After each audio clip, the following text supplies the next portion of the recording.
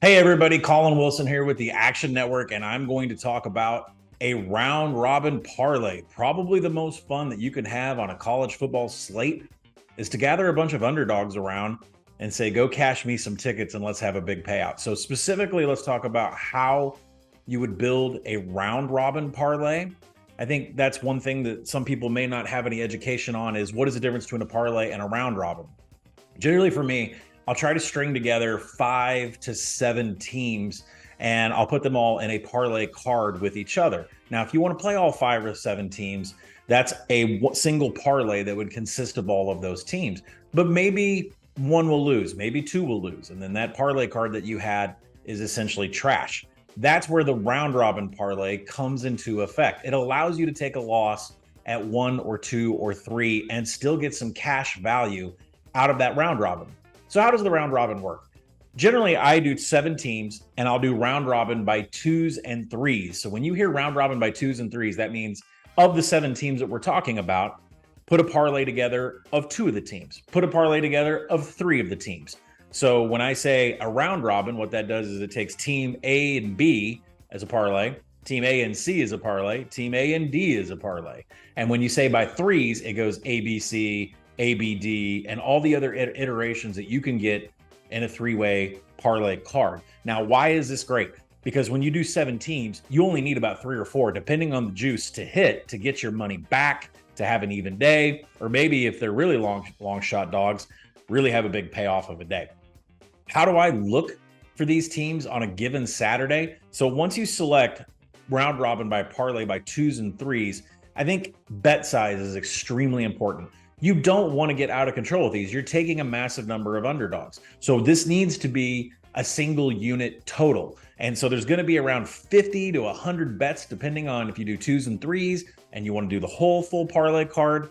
This is going to come out to around, 50 to 100 bets, maybe 135 bets. And so what you're going to need to do is make sure that dollar value adds up to what a single unit play is. You won't see me running around with a round robin that's more than maybe 2 units on a Saturday.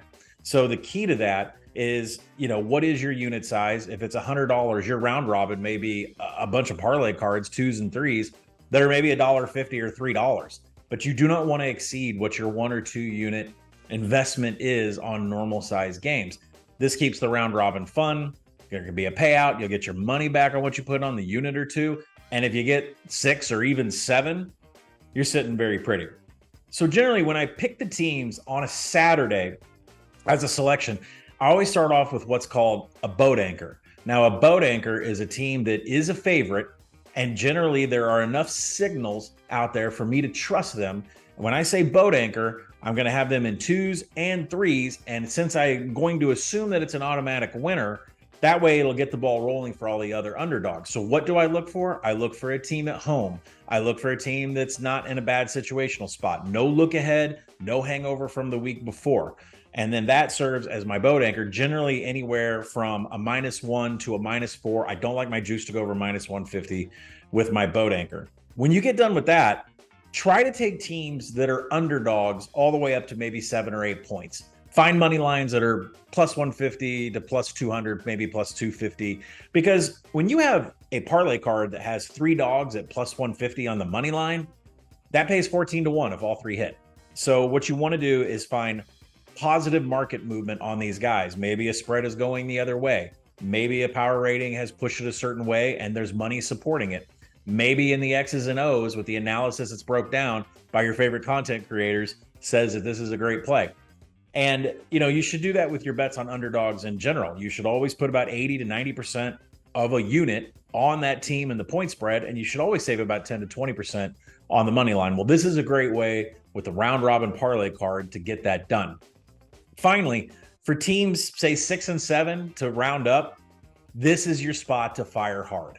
This is your spot to find a +400, +500, a dog that is 11 points or higher. I would probably stop around the 21-point range.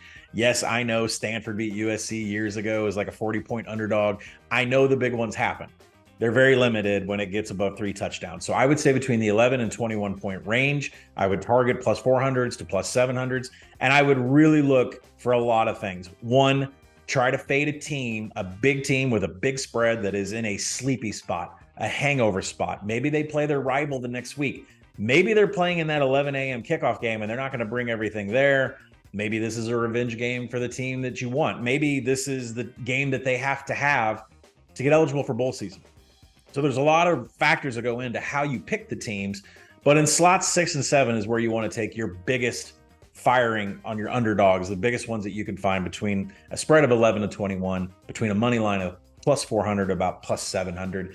As long as you got your boat anchor at the front, you got all your middle teams plus 150 or so below a touchdown underdog on the money line spread, then you're going to set up to have a very successful round robin. So if you do that, throw away those old parlay cards that have 7 teams in it, play it by 2s and 3s. Don't let the accumulation of how many parlays you have exceed 1 or 2 units, and you'll be playing all season long with the parlay card in your pocket on Saturdays, and hopefully one of those weekends you hit all 7 and it pays off the entire season.